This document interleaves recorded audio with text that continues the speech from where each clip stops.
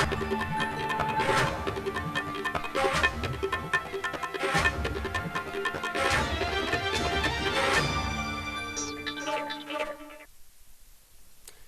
News India देख रहे हैं आप अब, और आपके साथ मैं हूं आयशी नेगी। सीधी लाइव तस्वीरें दिखाते हैं आपको अवनीश अवस्थी की, जो कि गृह सचिव हैं उत्तर प्रदेश के, प्रेस वार्ता कर रहे हैं कोरोना की स्थिति को लेकर। लाइव तस्वीरें देखिए। 33% है और राष्ट्रीय औसत जो है रिकवरी का भी 27% है, 27, यानी मेडिकल रिकवरी की दर पूरे देश में राष्ट्रीय औसत से हमारा 6% ज्यादा है। इस पर भी माननीय मुख्यमंत्री जी ने समीक्षा की और ये निर्देश दिया कि यदि एक और Covid hospitals level 1, level 2, level 3 तेजी से बढ़ाए जाएंगे। ऑक्सीजन की व्यवस्था काफी हॉस्पिटल्स में लेवल 2 पे कर ली गई है। नए आज जो है बताया गया कि नए 20 जो है इक्विपमेंट मेडिकल के वहाँ सभी हॉस्पिटल्स में आ गए हैं, जो उनको देने हैं हॉस्पिटल्स में अपग्रेड करने के लिए। ऐसे में बहुत मजबूती से चूंकि कार्य हो रहा है और लोगों को अच्छी और बेहतर और अपग्रेडेड सुविधा मिलेगी तो मृत्यु दर को कम करने में आसानी होगी। जैसी कोई पेशेंट आए उसको तुरंत सुविधा अच्छी बेहतर मिल जाए, ये अगर हो जाता है तो इसका फायदा प्रदेश को मिलेगा। ये पूरी व्यवस्था एक साथ कर ही जा रही है। Door step delivery, supply chain को और मजबूत करने का निर्देश दिया है और साथ साथ क्वारंटाइन सेंटर पर विशेष ध्यान देने को मुख्यमंत्री जी ने कहा है कि वो साफ रहे, स्वच्छ रहे, वहां पर स्वास्थ्य की सुविधा अच्छी मजबूत रहे और क्वारंटाइन सेंटर में नोडल अधिकारी जिम्मे से काम करें और ऐसा काम करें एक बार उनको ये अवसर जो मिला है उस कार्य को आगे ले जाएं। मुख्यमंत्री जी ने मंडियों की सारणी के लिए बदलने का निर्देश दिया था। सुबह 7 बजे से शाम 7 बजे तक जो रिटेल मंडी है उसका निर्देश गृह विभाग से जारी हो गया है। रिटेल मंडी का सुबह 7 बजे से शाम को 7 बजे तक खोलने का निर्देश जारी हो गया है। सभी जिला प्रशासन से, पुलिस से, मंडी के अधिकारियों से हिदायत है कि भीड़ कम करने के लिए कोशिश करें कि समय ज्यादा दें जिससे कि भीड़ कम रहे और साफ सफाई की व्यवस्था भी सुनिश्चित हो। जो श्रमिक और कामगार है उनको दुग्ध समितियों से और दुधारू पशुओं से भी जो है कैसे जोड़ा जाए, ये प्रमुख सचिव दुग्ध विकास को निर्देश दिया है। जो पशु हैं उनका खुरपका, मुंह पका और इस तरह के रोगों से उनको कैसे बचाया जाए, इस ओर भी जो है उन्होंने आदेश विशेष रूप से दिया है कि इस कार्य को भी बहुत मजबूती से कराया जाए। आपको हम इतना जरूर बताना चाहेंगे कि अभी तक जो हमारे यहाँ ट्रेन आ चुकी हैं, लगभग 10 से अधिक ट्रेन आ चुकी हैं।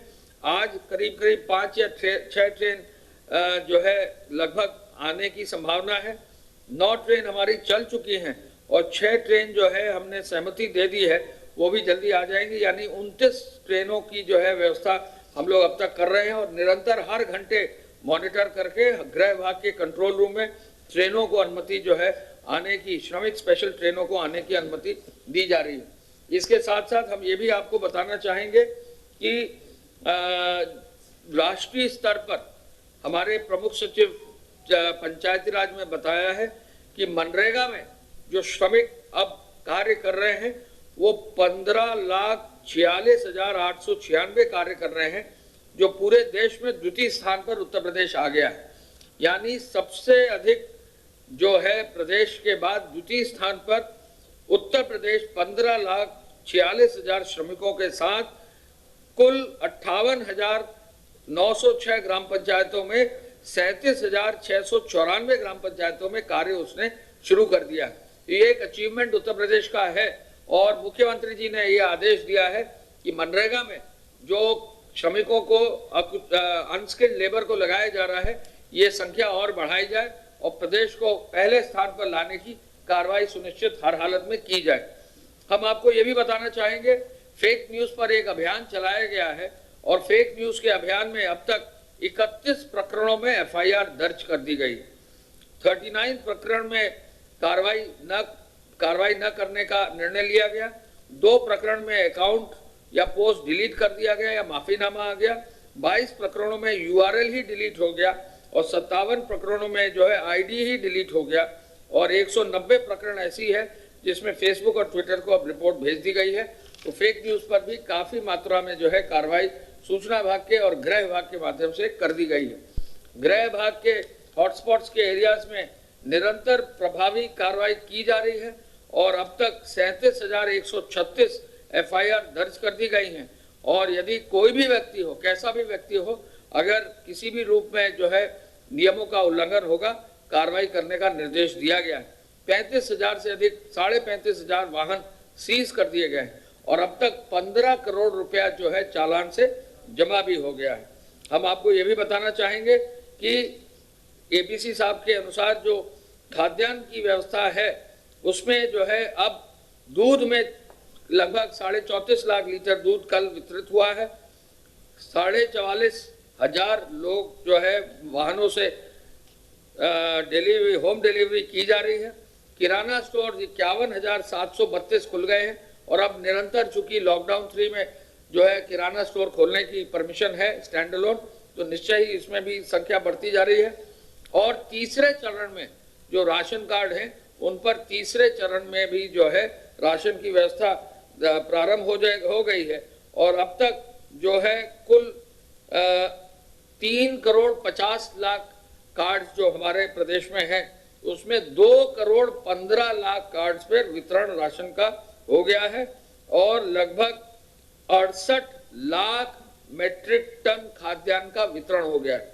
68,74,788 मेट्रिक टन, ये लगभग 2 करोड़ 15 लाख 37,165, यानी बहुत तेजी से काम हुआ है और लगभग 60% कार्ड्स में 5 दिन में ही खाद्यान्न का वितरण हो गया। पूरे प्रदेश में कहीं, पूरे देश में कहीं भी खाद्यान्न का वितरण इतनी ज्यादा संख्या में इतने कार्डों पर एक साथ कभी हुआ ही नहीं।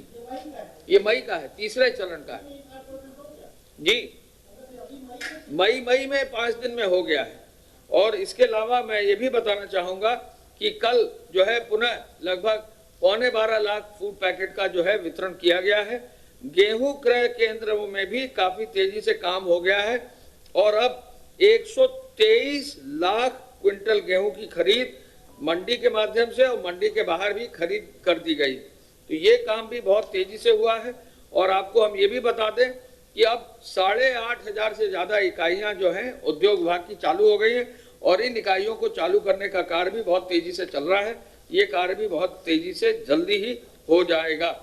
मैं इस अवसर पर यह भी आपको बता दूं कि माननीय मुख्यमंत्री जी ने जो अभी आज रिव्यू किया है उसमें ये भी जो है उनको अवगत कराया गया कि जो इमरजेंसी सेवा है चिकित्सा विभाग की उसमें जो है काफी सुधार हुआ है और काफी जगह डॉक्टर्स अपना बहुत मजबूती से सहयोग कर रहे हैं। प्रमुख सचिव स्वास्थ्य जी इसमें जो है बहुत सारे लोग सहयोग कर रहे हैं। एक ये पुनः जो है आपको बताना चाहेंगे जो हमारा जो हेल्पलाइन नंबर है 1800-180-5145, इस पे कोरोना के अलावा चिकित्सकीय परामर्श भी जो है व्यापक रूप से दिया जा रहा है। इसका प्रचार प्रसार जरूर जो है आप लोग कराने का कष्ट करें। 1800-180-5145, इस पे डॉक्टर्स अन्य परामर्श भी जो है दे रहे हैं। इसको जो है बहुत तेजी से ये पॉपुलर भी हो रहा है और हम चाहेंगे कि लोग इसका अधिक से अधिक उपयोग करें। हर जनपद में फ्लैग मार्च भी जो है पुलिस विभाग द्वारा, डीजीपी साहब ने बताया, हर जनपद में फ्लैग मार्च हो रहा है। कई जगह डीएमएसपी खुद भी फ्लैग मार्च की कार्रवाई सुनिश्चित कर रहे हैं। कोरोना की इस पूरी लड़ाई में प्रदेश सरकार पूर्ण रूप से तत्पर है। मैं प्रमुख सचिव स्वास्थ्य से चाहूंगा कि कृपया अपना विवरण देने का कष्ट करें। धन्यवाद। प्रदेश के 65 जिलों से कुल एक्टिव इन्फेक्शन के केसेस हैं 1862, 1862 एक्टिव केसेस 1862। इनमें से 65 में से 5 जिलों में कोई भी एक्टिव इन्फेक्शन नहीं है। कुल डिस्चार्ज जो हुआ है प्रदेश में अभी तक जो पूरी तरह उपचारित होकर जा चुके हैं मरीज 944, 944। कुल केसेस जो हैं अभी तक 2859। 20 लैब्स फंक्शनल हैं। अब तक 20 प्रयोगशालाएं फंक्शनल हो चुकी हैं और वो टेस्टिंग का कार्य कर रही हैं। कल जो सैंपल्स भेजे गए उनकी संख्या 3,355 सैंपल्स जिनकी टेस्टिंग की गई उनकी संख्या 3521, 3521। कल 300 पूल्स लगाए गए सैंपल टेस्टिंग में, जो पूल टेस्टिंग होती है प्रदेश में। आप जानते हैं उत्तर प्रदेश देश का पहला राज्य था जिसने पूल टेस्टिंग शुरू की। 300 पूल कल लगाए गए जिसमें 1440 सैंपल्स थे। 300 में से 34 पूल पॉजिटिव आए, बाकी 266 पूल्स नेगेटिव आए।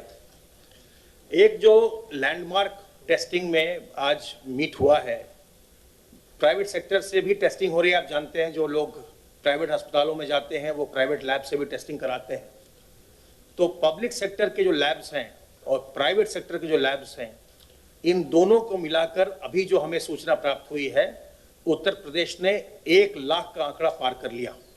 आज जो है, आज पब्लिक सेक्टर और प्राइवेट सेक्टर लैब्स की टेस्टिंग को मिला करके कुल टेस्टिंग 1,01,630 हो चुकी है।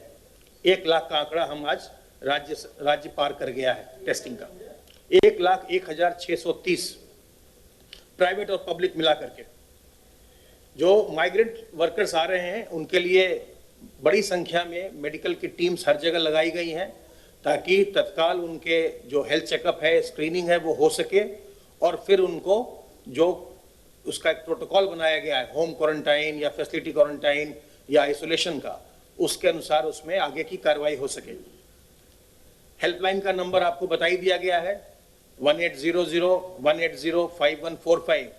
ये जो हेल्थ डिपार्टमेंट का हेल्पलाइन है बिल्कुल निःशुल्क है और इसमें दोनों तरह की चीजें हो सकती हैं।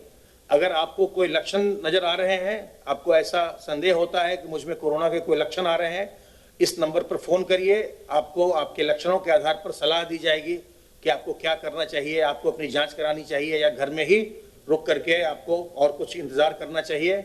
और दूसरी सुविधा इस पर जो और निरंतर चल रही है वो ये है कि अगर आप अपने घर बैठे हैं और आपकी तबीयत खराब हो रही है, आप किसी प्रकार की कोई सलाह लेना चाहते हैं डॉक्टरों से, तो भी आप इस नंबर पर कॉल कर सकते हैं। आपको डॉक्टर के साथ वहीं से हमारे कॉल सेंटर से लिंक कर दिया जाएगा।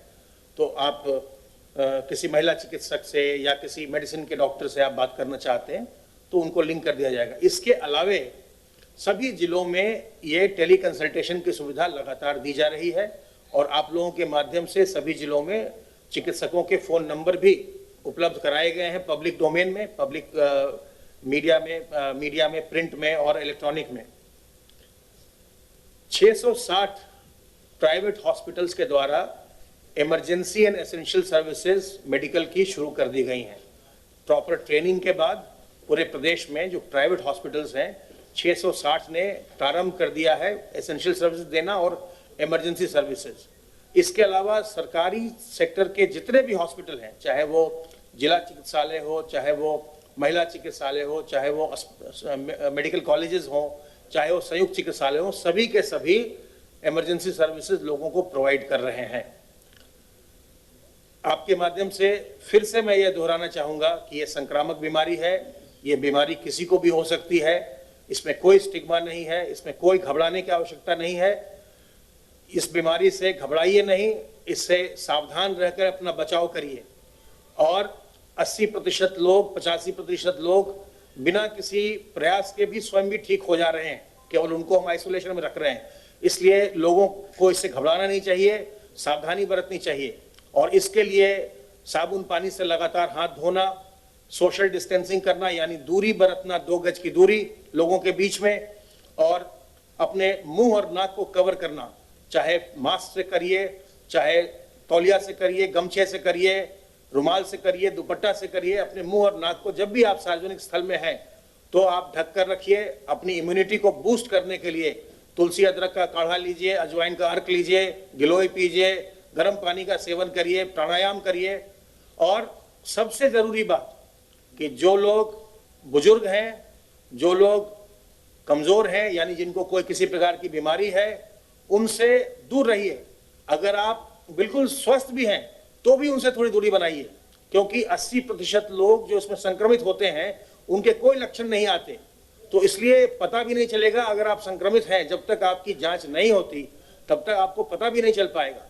इसलिए जरूरी है कि आप अपने घर के बुजुर्गों से, जो घर में अगर कोई पहले से कोई बीमार व्यक्ति है उससे, गर्भवती महिलाओं से दूर रहिए, दूरी बनाकर रखिए ताकि वो बिल्कुल सुरक्षित रहें। जब भी संक्रमण होता है तो जो स्वस्थ लोग हैं उनको कोई परेशानी देखने को नहीं आ रही है, लेकिन जो बुजुर्ग हैं या जो पहले से बीमार हैं उनको ये संक्रमण ज्यादा परेशानी देता है, इसलिए उनसे दूर रहिए। और अगर आप घबराएंगे नहीं, सावधानी बरतेंगे तो आप बिल्कुल स्वस्थ रहेंगे कोरोना से।